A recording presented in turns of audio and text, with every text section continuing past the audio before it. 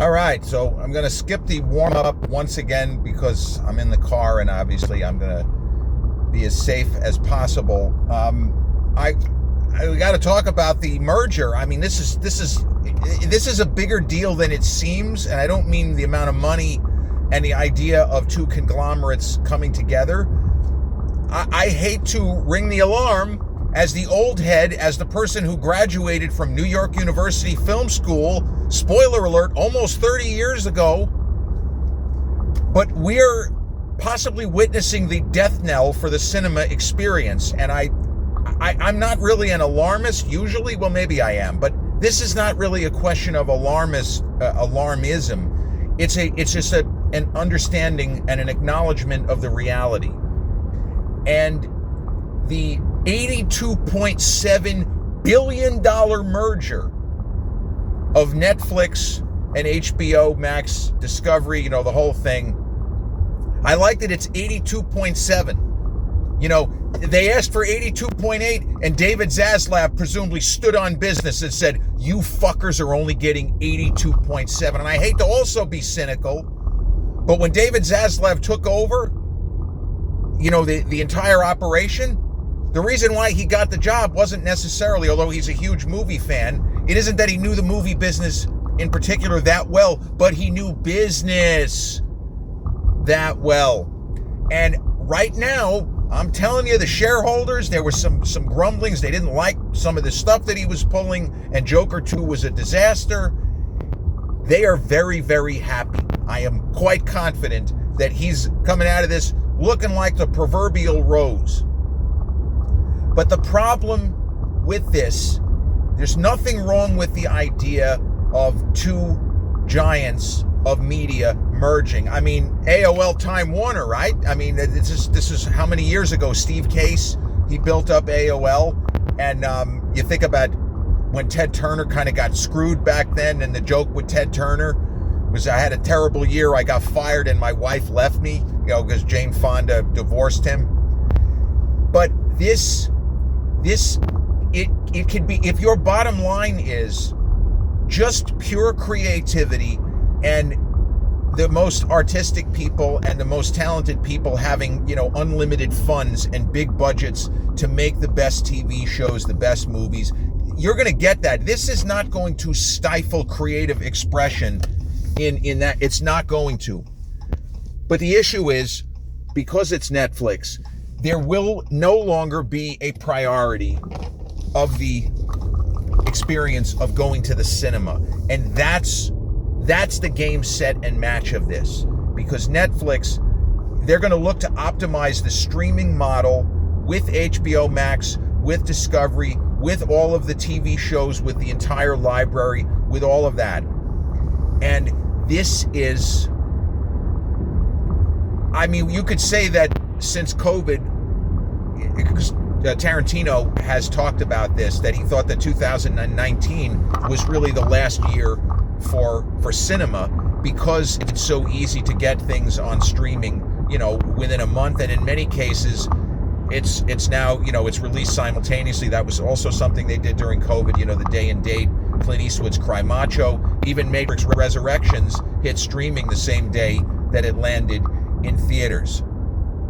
So I personally, if you're asking me, just as a fan, do I hate that things will be available even quicker, that we'll be able to see movies faster, that there is going to be even less of a priority, that there are going to be great films, for example, premiering on Netflix immediately, like right away, movies that would have gone to theater. So, for example, like Killers of the Flower Moon, it's a Scorsese film that was produced through Apple, but that had a full theatrical release. That kind of movie is more likely to they'll do a day and date, or they'll do a limited release like Netflix did with The Irishman in 2019, where it was released in some theaters, but that's a movie that would have normally taken a while to get to streaming. So from the convenience perspective, I like the fact that I loved that Matrix Resurrections, I was able to watch it at 4 a.m. while doing cardio the day that it was landing in theaters. So yeah, for the convenience sake, but from the historical perspective, as a historian. I guarantee you this: Louis B. Mayer, Adolf Zukor, William Lasky, William Fox, and Jack Warner. You know who Jack Warner was? He was one of the Warner brothers. Jack Warner. They are all turning over in their grave because the business model, which had existed from, well, not the first quarter of the 20th century, the second quarter of the 20th century, is now outmoded. And this is something that David Zaslav, he takes a lot of criticism, and people like me have criticized him. You know, he seemed to go after Clint Eastwood when Cry Macho bombed, even though he had nothing to do with that production himself. He was mad because the executives seemed to have greenlit that project as a favor to Clint when they didn't really believe in it. Zaslav, that pissed him off. This is not show friends, it's show business. But what Zaslav said, he issued a kind of, I don't know if you can call it a memo, but he said something to a lot of the staff, and it leaked, where he basically said, the business is changing. We have to change with the business. And he's not wrong. And as I've said before, he did not luck into that position. He got there because he's very canny, and he is a financial wizard. And that's how somebody who at a certain point, you know, is this why they brought him in? We don't know that. Whoever the they is that pulled the trigger, you know, Steve Ross, the guy from Time Warner from a million years ago, he's been gone for 30 years. He might have been brought in for exactly this, that we're going to have a merger at some point, and I'm going to want you shepherding us through, and I'm going to want you continuing to run the business end of the movies, and also all of the streaming platforms, and in some cases you're going to have to make some cuts and some tough choices, and a lot of people get fired and all that. Normal business stuff, right? But the idea of minimizing the necessity of the theatrical experience, that is something that, not from a convenience perspective, but as a lifelong fan of movies. Even though I rarely go to the movies, it must be said, I think the last film that I saw in theaters, you got to go all the way back to March 2023 when my sister and I went to see Ant-Man Quantumania, a movie that I liked a lot more than many of the critics and people who were saying, well, it's not that good. My sister and I, we really enjoyed it. And you know, that's the last movie we saw together, and hopefully at a certain point I'll get to watch another movie with my sister, but unfortunately, you know, she lives in New Hampshire. We don't see each other that much anymore. But I mourn the old way of that the theater was everything. Cinema meant going to the cinemas. And it's not that people won't be going anymore, but it has been prioritized less. And there's no scenario in which it's not going to be even less. That there are going to be films that normally would have just been released to theaters that are now going to hit streaming day and date, or they'll have a 2-week window and then hit streaming. It's inevitable. And that's also what Zaslav said today. It's inevitable. It's not even the future. This is now. This is the present. You know, everything that's happening now is happening now, in the immortal words of Mel Brooks in the movie Spaceballs. Well, it's actually the Colonel Sanders character who says that. So it remains to be seen whether this deal will be more beneficial to HBO Discovery or Netflix. I mean, I guess that consumers can win if winning in this case is having you getting for one price one streamer instead of 4. That's a thing. I'm not going to pretend that the finances from the average person, and there's a lot of jokes, we've all seen them, where you pay for 6 different services and nothing that you want to watch is ever on any of the services, but you can rent it for $20. You know, a lot of people, we got jokes. We love that kind of stuff. But the more streaming services, or I should say in this instance, the more streamlined the business becomes, the greater the likelihood that the Christopher Nolan nightmare fantasy will happen. That there will be less physical media also. And Christopher Nolan's joke, which was not really a joke, when he talked about the importance of physical media, in this case, actual film cans, which exist, right? DVDs, Blu-rays. They are critical to the art form of cinema because let's just say that we keep having merger after merger, and then it's going to be in 5 years, there's only one streamer, one ring to rule them all, one streamer to rule them all. And then whoever is running that, it could be David Zaslav 5 years from now, he has a hit list of movies that he doesn't want shown. And if you don't have physical media, the evil streaming services tell you what you can and can't watch. And that is a problem. And we're moving towards it. We're moving towards more censorship and not less. Now, bear in mind, the independent route will always exist. There will always be independent film that will get distribution. That will continue. If you ask me, will there still be some process by which independent films get distributed in theaters first? Yes. 10 years from now, I believe even 20 years from now, that will still exist. But this is most likely a net negative. It is not going to give the creators more creative freedom. There is going to be a greater sense of corporate monolith dictating what kind of stuff we are going to put out there. And in this instance, not even censorship. There are going to be the Martin Scorseses. It won't be Scorsese, but people who are going to be incentivized to make movies which amount to propaganda. It's also inevitable. Now, there is and have been times in history where that was needed, like in World War II, when the U.S. government leaned on Frank Capra and said, we need you to help the war effort. Okay. Well, that was actually a positive thing. Why We Fight. The short films, the Why We Fight. Humphrey Jennings, I joked about this guy. He made a propaganda film in Britain to try to get the United States to come to the aid of Britain because they were going to be wiped out by the Axis powers. He made a propaganda film called Listen to Britain, where he was talking about the beauty of Britain. Hey, America, how about you keep us from being wiped off the face of the earth? All that is fine. But there will be creators, there will be artists who are arm twisted into making films and TV that they would not otherwise make, except for the fact that they're working for they. Whoever the they is, they're going to be working for the they. They're going to be, in some ways, under the thumb of corporate, not in corporate America. They're going to be under the thumb of corporate whatever you want to say. It will be,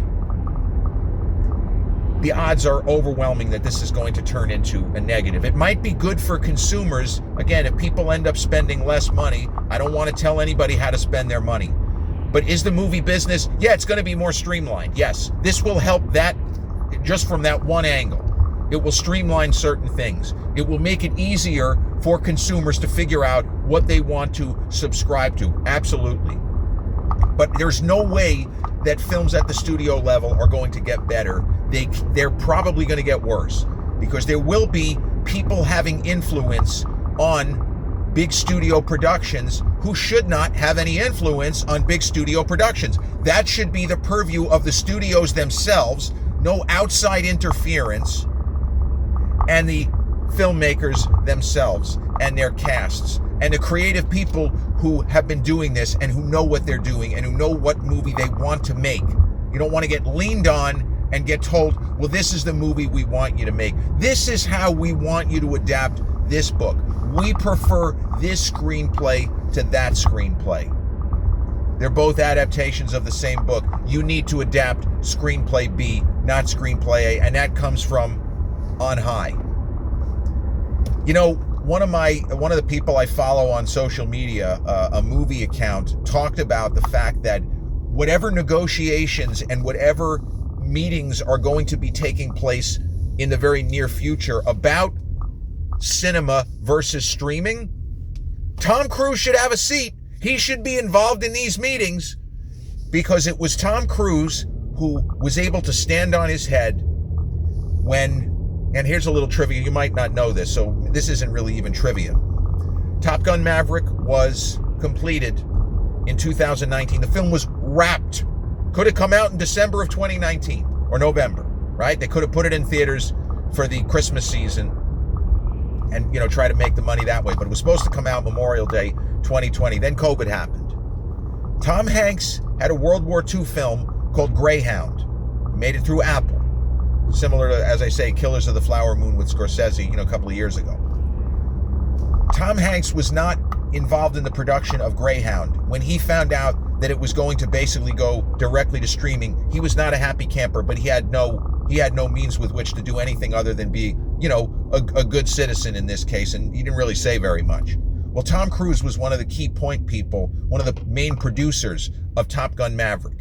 And the studio wanted to drop it on streaming. We can drop it on Paramount Plus. We'll be able to charge as much as $30, and we just won't have a theatrical experience, but we'll be able to get our money back. And Tom Cruise said, basically, in as nice a way, because we know Cruise is not contentious, he tries to get along with everybody. He basically said, over my dead body, that movie, we all worked our asses off, you guys too, but we have to wait until we can put this in theaters. And they did, and that movie was an enormous hit. And if you didn't know that there had been something called COVID, in December of 2019, when they were screening the trailer for Top Gun Maverick, if you simply told people in 2025, how much money that film grossed at the box office, not $20 on, Amazon Prime a month after it was released, but just in the box office, you would have said, okay, cinema still exists the way that we love it in 2025. You'd be wrong, but you would have said that. So I would want Tom Cruise to have a seat at the table. I don't want it to just be financial people looking at the bottom line. The great filmmakers, Spielberg, Coppola, Tom Cruise. I want all of those people to be involved. I don't want them to have things dictated to them. I want them to be able to make the movies they want. And maybe them sitting in, maybe that's naive, maybe that's stupid, but it wasn't stupid when Cruise stood on his head and got Top Gun Maverick delayed until they could have a real theatrical release. So I'm hoping for the best, but I guarantee you that the old school studio heads, they are turning over in their grave as we speak.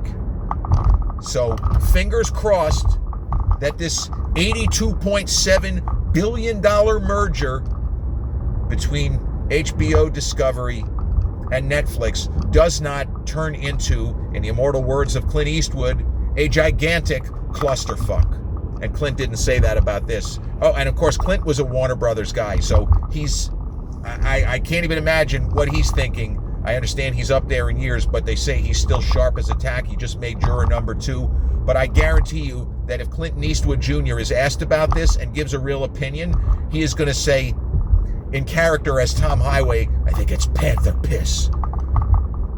But, the jury is out. We have to wait and see how this all plays out in real time.